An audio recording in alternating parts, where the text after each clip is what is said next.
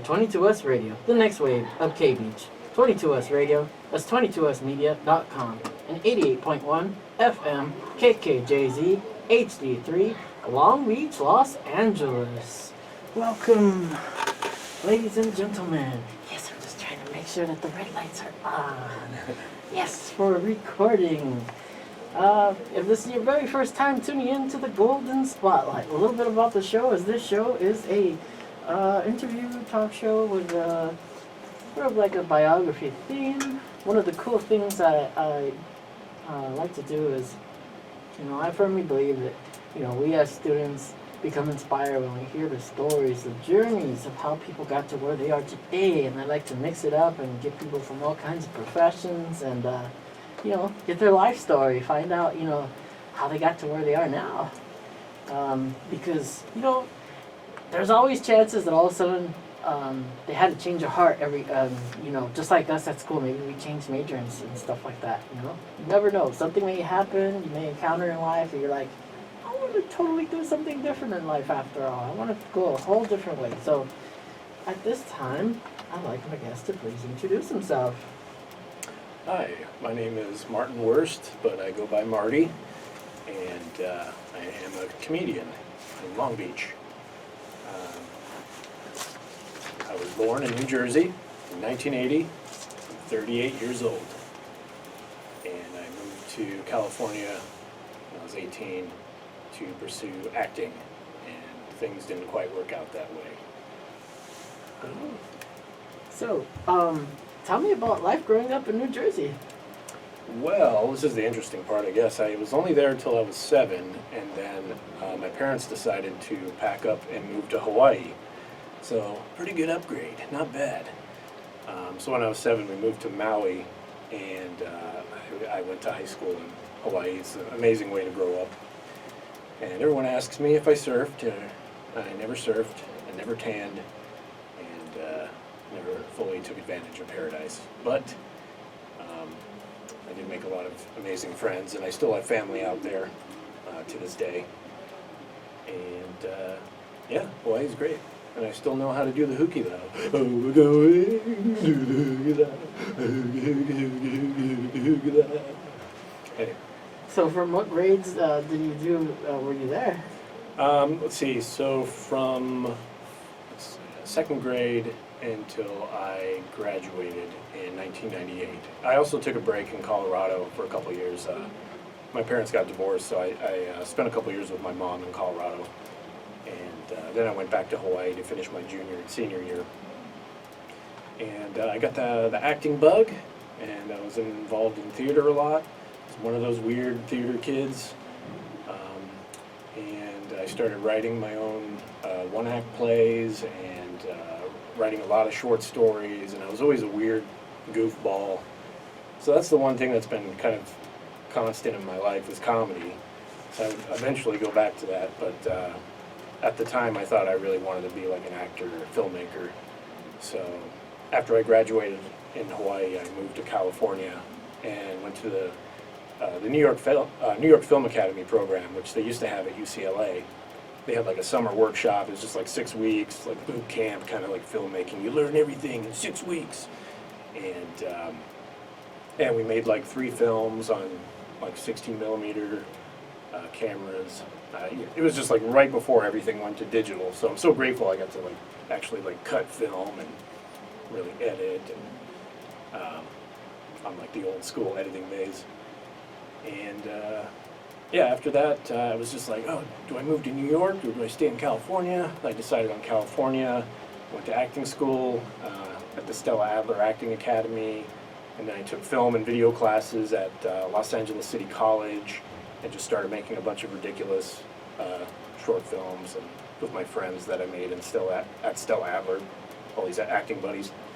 And yeah, it was weird. When I was 18, I dabbled with the idea of like wanting to get into stand-up comedy, and I made up a routine and I tried it out for my coworkers, and I just bombed in front of them for like 5 minutes, and I was so humiliated that I decided, no, I'm not going to do stand-up. And then So that was when I was 18, and then when I turned 33, after a bad breakup, I was like, I think I'm going to give that stand-up thing a second chance. And this time it stuck. I've been doing it for 5 years. It's weird. I feel like it's been my calling all along to do stand-up comedy.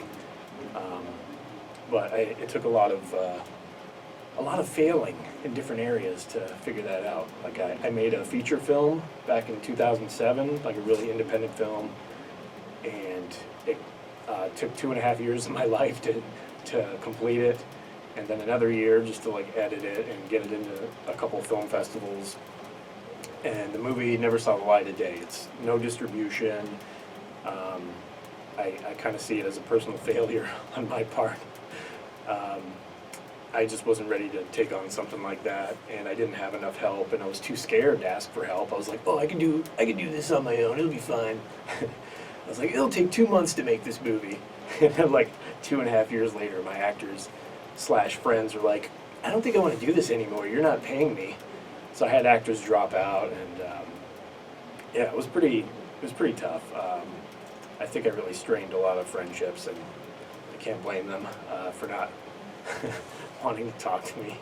Not everyone, but it was just a rough time, and that's a lot of volunteering for free.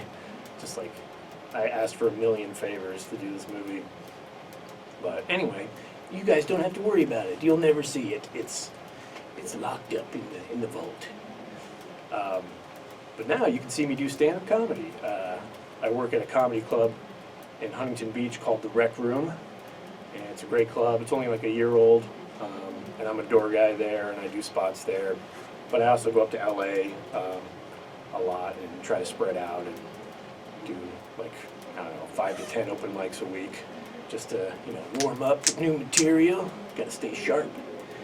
And just never mention filmmaking to me again, because I just start to cry, and I'm like, what did I do with my life?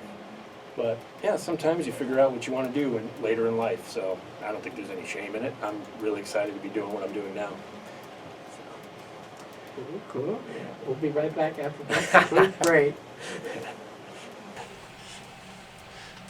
I love it. They talked it all the way through the first segment. Did you know that 71% of students at Long Beach State receive financial aid? In 2016, Long Beach State awarded 12 That was all right. Yeah, it's good. Ramble. Not only that, each I'm year, just wowed by the whole new setup too. At the same time, I'm like, oh wow, where's what? leaving no barriers. Because before, like they look different, the microphones too. We know no barriers. And we would look for the sticker, and the sticker would tell us what number of the microphone to Oh, push. yeah. Do you want me to... Is there a minute left or no? Yeah, there's like a few seconds left. I'm still playing another one. Oh, just a few seconds? I was going to grab water because I know my mouth is kind of sticky with... Yeah, I'm gonna play another one. Okay, I'll grab water real quick. 1 in 5 students on CSU campuses experience food insecurity while in college, according to a study commissioned by CSU Chancellor Timothy White. The Associated Student Beach Pantry operates as an official food pantry for Long Beach State students. The pantry provides non-perishable food items for students in need. Also housed in the beach pantry is the Student Swap Shop program, aimed at providing students with an opportunity to swap unneeded or old school supplies. The Student Beach Pantry exists on the generous donations of students, staff, community, and corporate giving. To donate, visit asiCSULB.org and search Beach Pantry. It's so funny to have all this glass right here. Hi, I'm Natalie Valdez. The other week, my teacher caught me doing my show, and she's all waving. I'm like, oh my gosh, I actually have one of my teachers watching me. We'll break apart media objects. She's like grading you out videos, there. in an attempt to understand the messages behind the content we consume. What elements 11 best tell the seconds. story? Why do audiences react the way they do? We'll be asking these questions and more to get behind the narrative.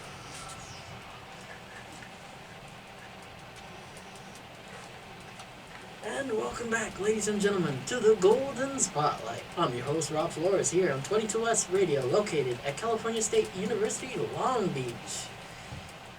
Once again, this is the time where they always remind us, to introduce ourselves in case somebody's just tuning in. So once again, can my guest please introduce himself? Hi, I'm Marty Wurst. I'm a Long Beach comedian, 38 years old.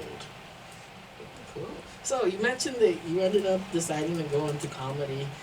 I would like to know who talked you into it. Um, did somebody like dare you?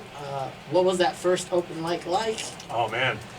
Yeah, I think I made an agreement with my friend Matt Sauter that we were both going to do it. It's just like, we got to do this, man. We'll do it together. And he bailed on me. And I think I just needed the distraction because I just had a really bad breakup. So I was just like, I gotta do this thing and take my mind off of it. And yeah, if you need there's no better distraction from heartbreak than like getting up in front of people and talking and trying to make them laugh. I mean, it's pretty brutal. My first open mic was I did research because I was like, I want this to be easy. Like I don't want to feel bad about my first set. So I found this horrible place called Marty's, which you pay $5 and they'll let you just like go for like 10 minutes. But I only had like a minute and a half of material, if that. They were like a bunch of half jokes that weren't funny. But it was great. There was no pressure. There was like 2 people in the audience. The host was like politely chuckling or whatever to support me. And then there was like 2 other comics like looking at their phone the whole time, which is how it is a lot of the time at open mics. People don't care. It's just other comics like waiting to go up. They're like, oh, okay. Oh, a Tinder match. Oh, good. But anyway, so yeah, after, I think I bombed for like 2 weeks. I just did like 1 open mic a week. And yeah, just weeks went by where I was bombing. And then I finally got my first laugh in this open mic in this Chinese restaurant called The Palace. And this is a really weird room. It was upstairs. It looked like an attic. And it was a bunch of comics sitting in the dark. And I just made some stupid joke that only comics would appreciate. And I finally got a laugh. And I was like, oh, I got to chase this feeling. It feels so good. But yeah, it's huge when you get your first laugh. It's just like, I don't know, it's a game changer. Because then you're like, wow, I might be able to actually do this. But yeah, it's weird that I've been afraid of rejection all my life and failing. But now I've like forced myself in a position where I have to deal with rejection and failure every week. It's like you have to bomb every week to get better because you're trying out new material. And it's not gonna work the first time. Everyone's just gonna be like, what? And you're like, the words don't come out right. You're just trying to get your ideas out there. You're saying it for the first time, so it's like clumsy. So you just end up just eating it, like set after set, just bombing and bombing. And you just want to prove to your peers, like, I promise I'm funny. Just hang in there with me. But then a lot of people are like, no, you're not funny. Nah, I don't want to talk to you. It's like high school all over again. You're just trying to make friends desperately, but it's just like you're awkward. But yeah, it's a blast though. The highs are worth it. The first 2 years really stink, but after that it gets really good because you know a lot of comedians by then. You're hanging out and there's a lot of camaraderie. But yeah, anyway. Do you watch SNL? I used to a lot growing up, not so much now. Yeah, for a while I was just like, man, I like sketch comedy, but I don't like how a lot of those sketches will go on for like 10 minutes. But the idea is, it's only worth a couple minutes, but they just milk it. And it's like, oh, come on, man, just end the sketch. But I think it's gotten better ever since the Lonely Island guys started making video shorts. I feel like the writing has gotten a lot better over the years. But yeah, I don't watch it too much though. Who has been some of your inspirations in comedy? Probably Steve Martin is number 1.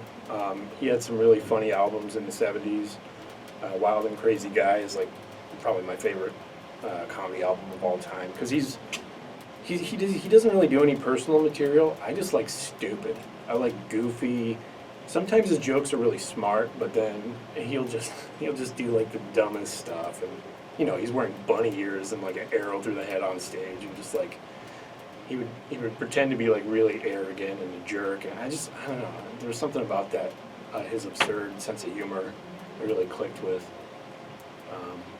And then yeah, currently I think one of my favorite comedians is Sebastian Maniscalco, and he just started blowing up last year. He's like one of the top entertainers now, but he's a very physical comedian, very goofy.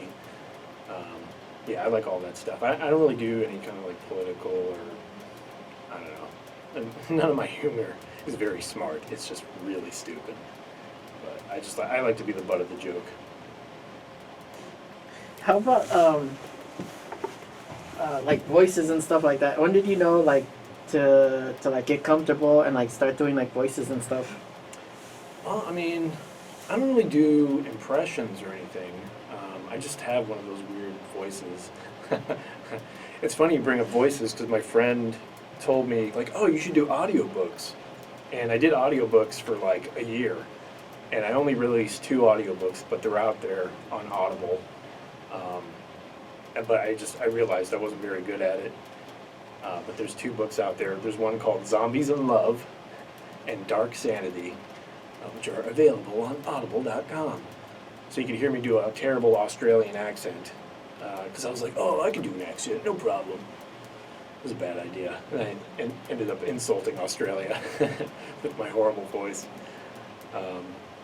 But yeah, that was like just a couple years ago. I did audiobooks, and people said I should do like voiceover stuff, but I'm on a different path now. I'm just like, oh, I'm already doing stand-up comedy. Like I have to dedicate all my time to it now to like get anywhere. So growing up, did you grow up with siblings? Yeah, I have one older brother. His name is Barry. He was the one that talked a lot. He did all the talking for me, and he was obsessed with movies since he was a little kid. Like he started writing reviews since he was 7 years old, and he used to like work at this video store and pass out like his reviews to customers. He's just obsessed with movies, and now he's a film critic in Hawaii, and he reviews theater and he reviews movies, and now he's a film professor. Just amazing guy. And I think that's why I was obsessed with movies early on too, and why I wanted to be a filmmaker, and was just following in his footsteps. What was your family's reaction when you told them you were going to get into comedy? I think, you know what, they're not those parents that were really naysayers. I mean, they were pretty supportive of me through all my mistakes. So hopefully I think they see the progress. It's hard to make parents understand what you have to do in comedy. Like it's awkward telling your parents like, hey Dad, I bombed tonight, but I actually learned a lot from it. It's just like, it's not going to sound good to anyone. Like, oh good, you bombed? So when are you getting your Netflix special? Because everyone thinks like, everyone gets specials, right? Once you're a comedian, you get specials. It's just, it's hard to just make them understand, like, oh, it really is an investment of time. Like, I got to put years into this and just like, and keep getting better, and like, and you make all these small victories, but it just seems insignificant when you tell one of your parents, and like, oh yeah, I got this show, I got this bar show, I got paid in gas money or pizza, and they're just like, oh great, how are you gonna support yourself? But yeah, luckily they've been behind me. My girlfriend is behind me. My future wife is behind me. Everyone's been really supportive and made it easy for me to do this, and I think that's why it's been getting so good, because I've been able to put so much time into it.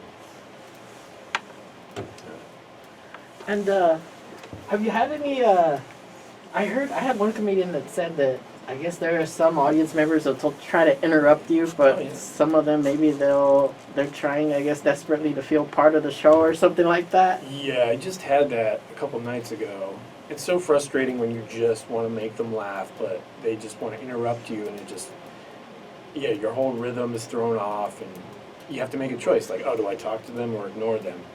But if I keep going on with the joke, I might have lost like the timing already. It's like because I already stopped and paused. So it's like, do I have to? That's the thing. If you give them more attention, they might not shut up. So it's just like you got to make a really quick decision. And sometimes I can't hold back my anger, where it comes off really aggressive. Just like, oh, you're gonna interrupt me? No, that's nice. That's nice. That's nice. And then they look at me like, what's with this guy? I'm just trying to help here. I'm just trying to help the funny guy.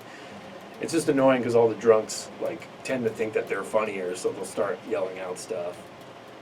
And they always try to buddy up to you. Like they'll ruin your set, and then later outside, they'll be like, "Hey man, I was just trying to help, hey man, it's funny, we should," and then they'll like try to give me a joke or something like, "You should use that, you should use that, you talk about my uncle, you should use that." Like, I can't use that, bro. I can't use it. Nobody can use it. It's not funny. But, you know, it's hard because a lot of people mean well, but when I take it so seriously, it's like, I want to make you guys laugh. Just give me a chance. I only get 5 minutes up here. I've been waiting 2 hours to do 5 minutes. Just give me a shot. But, you know, when you're drunk, your attention wavers. You're not thinking about, you know, stupid comedians. You're just like, I'm just trying to have a good time. I'm just trying to hit on Becky. She's been giving me the eye. I want to show her I'm funny too. Can't let this comedian get all the laughs.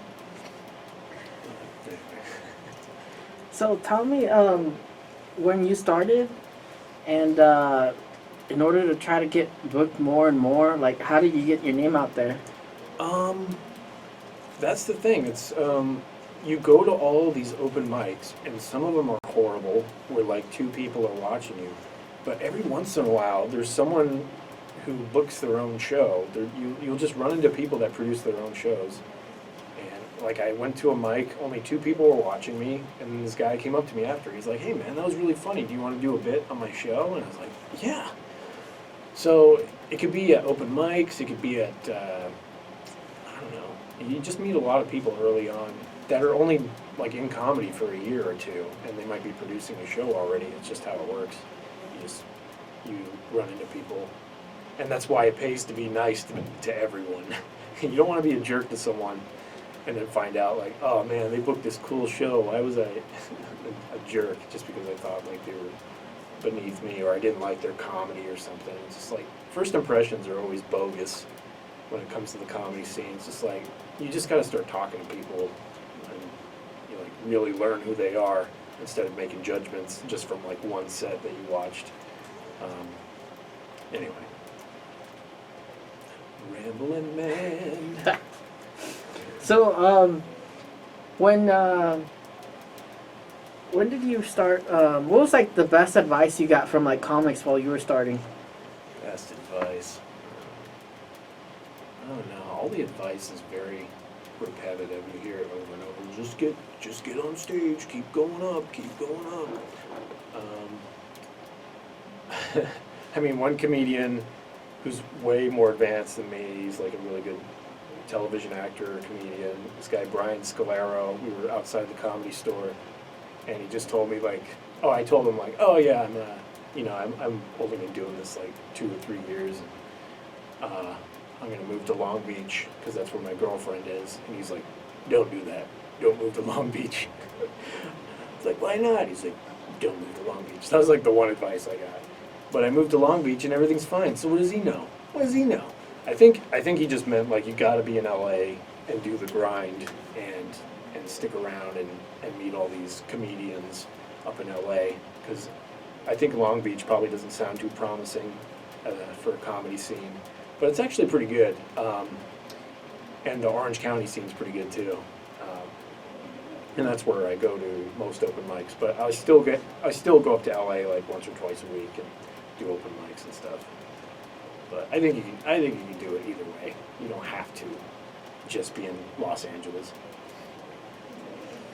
And with the rise of like different social media platforms, has it helped you also with like, you know, getting noticed and stuff? A little bit. Well, I'll tell you what I do. I started this thing 3 years ago on Instagram called Open Mic Reviews. And so you can search Open Mic Reviews. I spent the last 3 years just taking pictures of open mics and just posting them for the comedians. And then I write like a short review, like how many minutes you get, like is there a 1 drink minimum, what is the sign-up process like, how is the host, like are they cool, you know, where the parking is, all this stuff. Because a lot of comedians are afraid to drive for like an hour or 2 to an open mic that they don't know anything about. They're just like, I don't want to take that chance. So I think a lot of comedians stick to the 1 or 2 mics because they're just afraid to venture out of their comfort zone. And so, yeah, so with the Instagram that I've been doing, it just shows comedians what they're in for if they go to certain open mics. And I try to promote the ones that I really like, and I warn them about the open mics that are really weird or, just ugly and negative. It's a lot of, if you can imagine, the open mic scene's insane. It's like a lot of dive bars, coffee shops, like restaurants.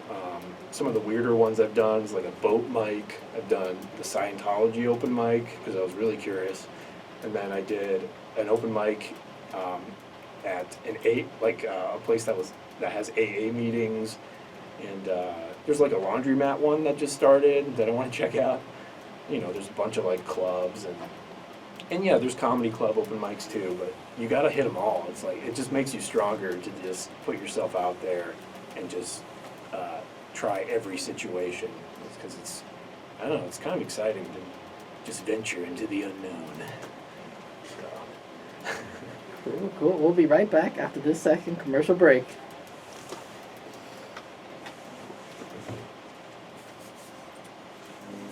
Affordable, professional, and located on the second floor of the USU. Electric Hair has all of your nail and hair needs covered. For an appointment, call 562-958-4522. That's 562-958-4522.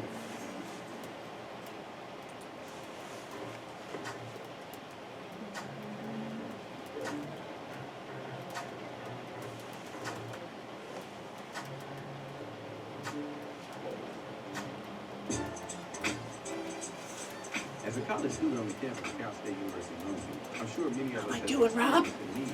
experienced Good, yeah. Okay. Very funny. Just want to make you happy, Rob. Just want to make you happy. The next morning, I went over to our student health services to get a fingerprint count. I filled out the necessary paperwork, and the student health services took care of it. The mission of student health services is to support students' physical and mental well-being through affordable quality health services in their state. Student health services provide sensitive, confidential healthcare services to a diverse campus community.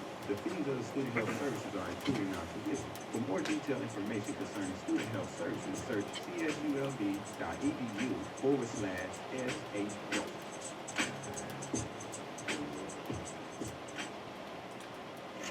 Quiet on the set. Can we please have quiet on the set?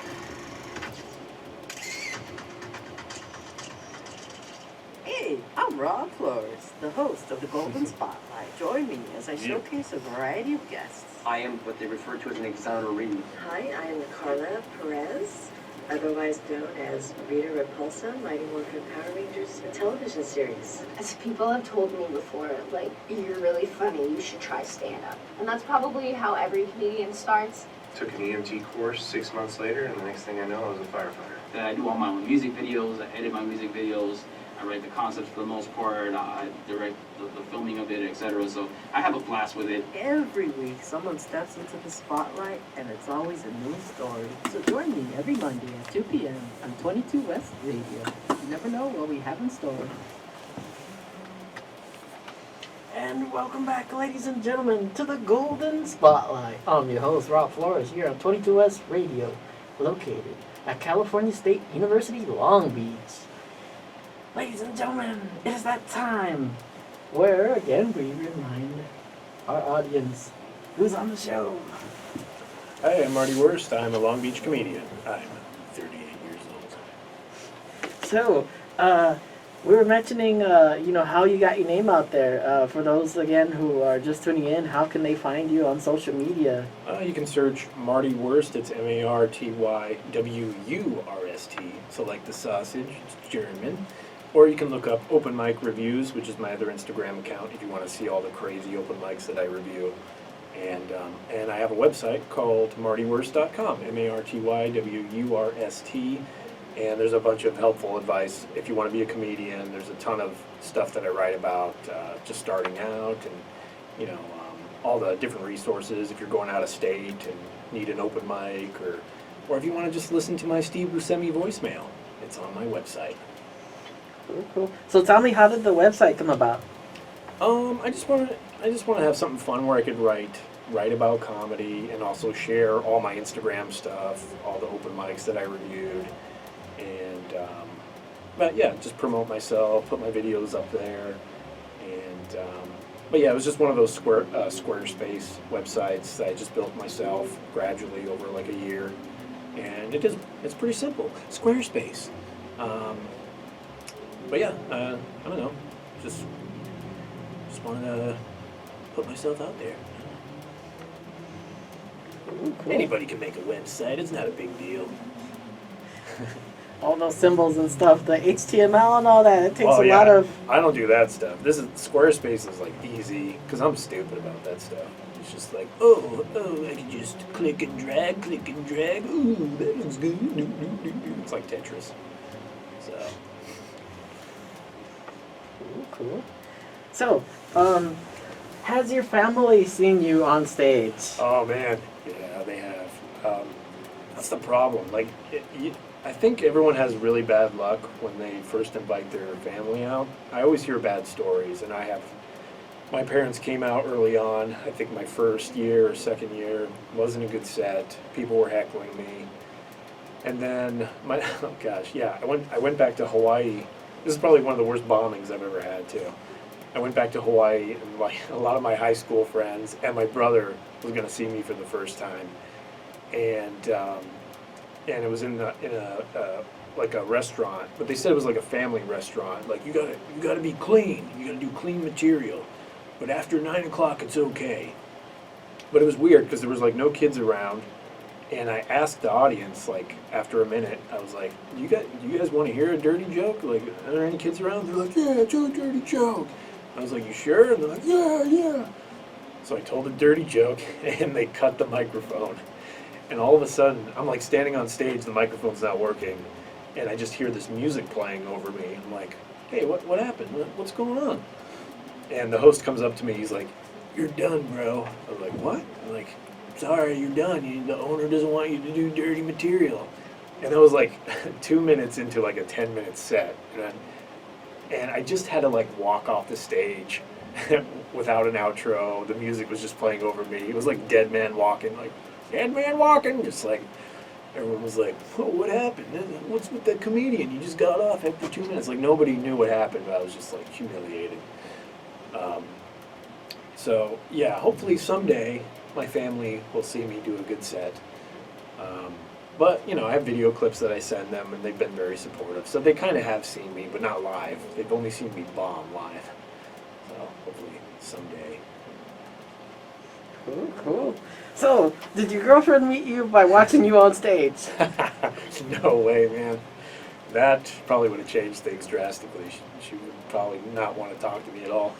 No, we met on OkCupid because someone told me like, "Oh, it's a free dating site." So I was like, okay. And luckily, I only met one person before I met Claire, my fiance. I had one nightmare relationship that was over within 2 months, and then I met Claire, and everything was cool. I started stand-up around the time I met Claire, maybe a couple months after I met her. So she's been with me since the beginning with this stand-up stuff. She's been like a huge supporter and helping me promote myself, and it's so important to have someone that supports you and loves you when you come home from like failing every week. I just feel horrible about myself, my self-esteem, and I'm just like, "Oh, I don't know if I'm funny, baby. I don't know if I can keep going." And she's like, "You're fine. You just keep doing it." So it's nice to have that kind of backup. You need it. Cool. So yeah, that's what I was gonna mention too. Like, who do you run by when you're first coming up with like jokes, like to check if you should use them? Well, I mean, I've been writing most of my life. I've written comedy and sketch comedy, so I always felt like the writing has always been there. I just had to learn how to perform as a stand-up. That was like a new thing, and it took a long time for me to get comfortable, and I'm still figuring it out. But every once in a while, I'll try a joke to my girlfriend, and it's so hard because bombing in front of someone you love is like the worst thing in the world. But she understands. I'm just trying out new ideas. They're not really fleshed out. They're not really, they're not polished yet. So, but it just sucks when she's just like staring at me after I told her what I think is a joke. She's like, well, there might be something there. And I'm just like, there's nothing there. I'm horrible. Why do you love me? But then sometimes she laughs out loud at something I don't think she's going to laugh at all. I'm just like, oh, you're probably not going to think this is funny, but I've been saying this. And she's like, ah, ha, ha, ha. And I'm like, oh, really? You think that's funny? All right, I'll try it. So she's very honest, which is what you need. You can't have someone just like laughing at everything you say because they don't want to hurt your feelings. Like, you need someone that's just brutally honest. And yeah. And when Claire's not around, I do it for my cat. And my cat's always neutral, so it's nice. She's usually just staring and purring. So I'm just like, cool, this might work. I don't need Claire. I'm just imagining also like some people having some Millhouse moments in Simpsons where somebody like laughs and like something comes out their nose at the same time while they're drinking.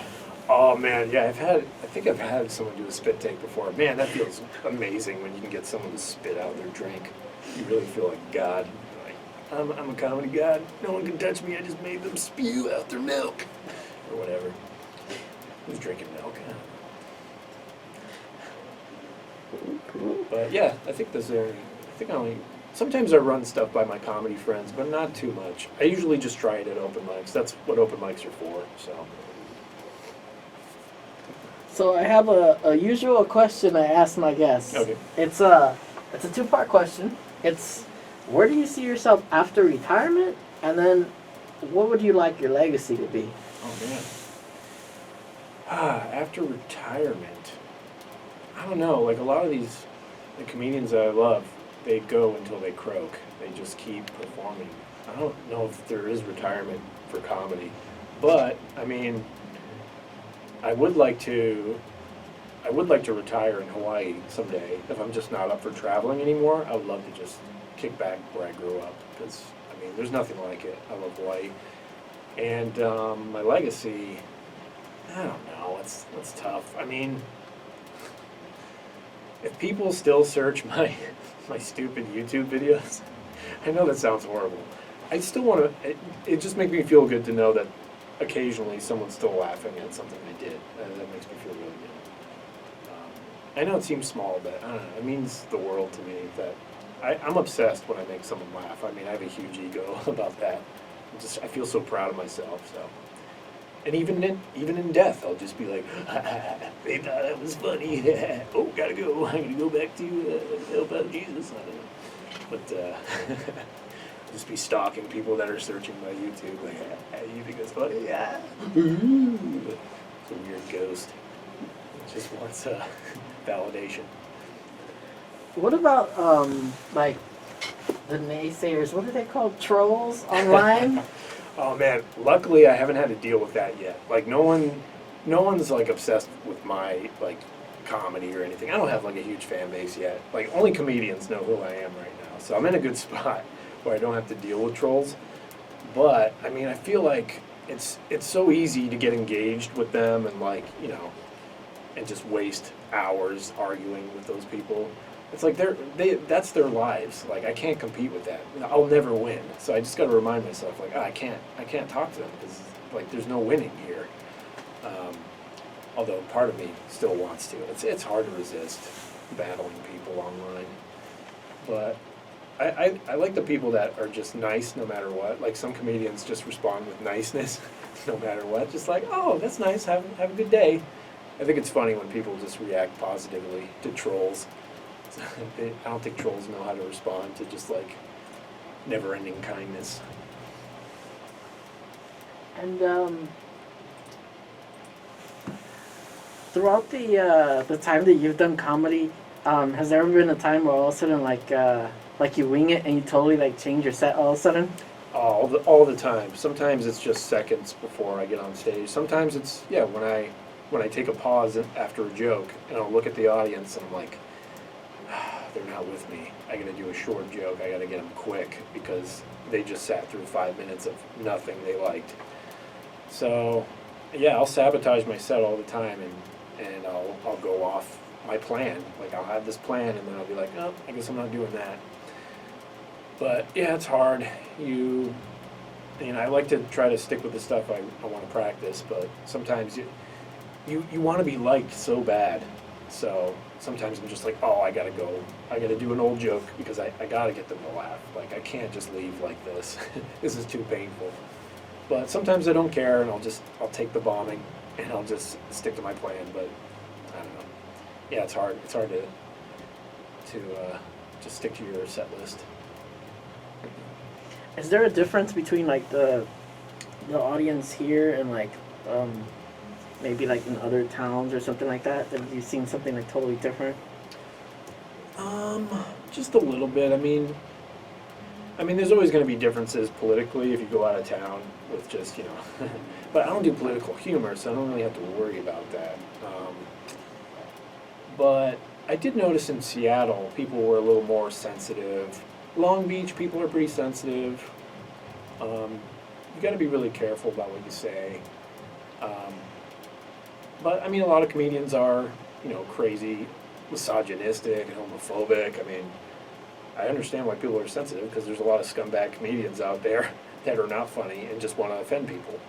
So I get it. But yeah, that's the good thing about going to like a comedy club. Everyone's pretty much on board with whatever you're going to say. They're out to have a good time. But when you go to shows that are like in bars or something like that, you never know what's going to offend people. It's just kind of, yeah. Shows outside of comedy clubs are kind of the wild cards. You don't know if you're going to offend someone.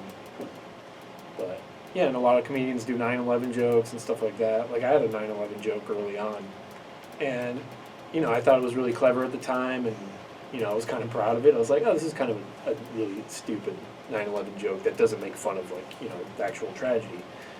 But then, every once in a while it would hurt someone's feelings, and I was just like, you know what, it's not worth it. It's like, I'm not out to hurt anyone, and I'm not like that arrogant a comedian where I'm like, oh, they just don't understand my jokes. Like, I'm gonna do it no matter what. Like, I don't care enough about one joke to keep doing it forever. It's like, I'd rather make people happy, so. And it's a cheap joke. Like, everyone does like 9/11 jokes or Holocaust jokes and stuff. I'm just like, I don't even need that stuff. So.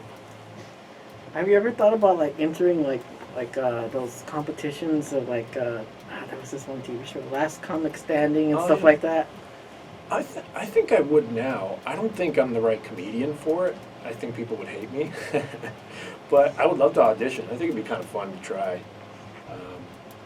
And not to say I can't do like clean material, because I do clean material, but I just don't think that kind of show would connect with my sense of humor. I think they'd just be like, yeah, this guy's not, like, he doesn't have a good story. Like, I feel like they want a good story and like a really eccentric kind of personality, or someone who's like larger than life. I think I'm way too like, I don't know, low key and maybe emo rocker guy or something. I don't know. I feel like they would try to label me, but it wouldn't work. So, but I mean, that show's awesome. I mean, I like all these opportunities for comedians. Yeah, I also see comedians on what is that one called? America's Got Talent. Oh yeah. I mean, that show, I don't think I would even make it to the judging part, because those guys really want a story. They just like want an interesting background and like a triumphant kind of, or they want like someone to fail miserably. That's just like makes it a huge viral clip, or I don't know. I haven't seen a lot of good stand-up on that show. I think Last Comic Standing is more of a comedian's kind of show. But anyway, but with that said, I would probably still audition. It'd be kind of fun to try. Where do you see yourself in the future? I mean, I started touring a little bit. I mean, I got to put another 5 years into this at least, because I'm only 5 years in, and this is where it starts to get kind of fun and interesting, and I've got a bunch of friends, and it's fun to hit the road with them. So I think things are just going to get better and better, and I work at a comedy club, and that helps, and just meeting people. You meet a lot of cool headlining comedians that have been doing it for 10, 20, 30 years. So I'm just going to stick to my guns, keep going, and yeah, and just hopefully keep on the laughter path, as they say. Nobody says that, but I'm going to keep to the laughter path. I'm going to coin that phrase. No, I'm broke. Help me. One of the things I like to do is you know, I always say that you never know who could be listening, and chances are there's a student who, the particular guest that they're listening to happens to be the person that has the career that they want and stuff. So, what tips do you have for someone that wants to follow in your footsteps? For this specific career? Or? Yeah. All right, Timmy, Jenny, listen closely. There's nothing to be afraid of. All you got to do is sign up at an open mic and see what if you enjoy any part of it, then there's a good chance you might enjoy doing it forever. No, I say do it for at least a year and take it seriously. Do it a few times a week if you can. And then after a year, you can make a decision, like, do I want to keep going? Because in a year, you will know if the highs and lows are worth it for you. But if you're struggling the whole time and it's just agony every time you get off stage, or you just can't, or people are just mean, or, you know, and you're just not getting any joy out of it, I would just say do something else. But if you're still excited about comedy after a year, then just keep going, because it gets better, and you make more friends, and it's like all the best things about high school, where you have a cool group of friends and you just laugh harder than you've ever laughed before. But now you get to do that as a career. You just hang out with funny people and just make people laugh. And yeah, there's just nothing like it. I mean, comedy is amazing. And even if you don't, you know, end up doing stand-up forever, you might end up with a writing job or something on a cool comedy show, or maybe you'll do sketch comedy or improv. It's just like, it doesn't hurt to just try stand-up, because it might lead you to something else that you enjoy too. So go for it, Timmy, Jenny. I believe in you. So speaking of high school, you know, in movies and stuff, you have like these like typical like cliques where like you see like the nerds at one table, the rockers at another. Where did you identify during lunch? Oh man, I think I was like, because it's funny, in Hawaii, everyone was like under different like trees, hanging out, and there was like the drama nerds. I was like the theater nerd that would hang out in the theater room, and as much as I wanted to be part of like whatever the other groups, but I was pretty much a loser. I didn't know how to talk to people. I was just awkward, but yeah, I was definitely in the theater nerds. Some emo, some emo kind of people too, and like into like, yeah, I wanted to be cast in like musicals and stuff like that, and but yeah, just where all the rejects were, basically. So those are my people. If you feel like an outsider, you're not alone. So we're winding down the last few minutes of the show. Any closing statement? Closing statement. Hey, yeah, if you're really seriously thinking about doing stand-up, feel free to contact me online. Once again, I'm Marty Wurst, MartyWurst, and my website is martywurst.com. You can look up information about starting stand-up, or you can just shoot me an email anytime. All my info is on the website. Cool. Well, thank you so much for taking the time to be here on the Golden Spotlight. All right. Thank you, Rob.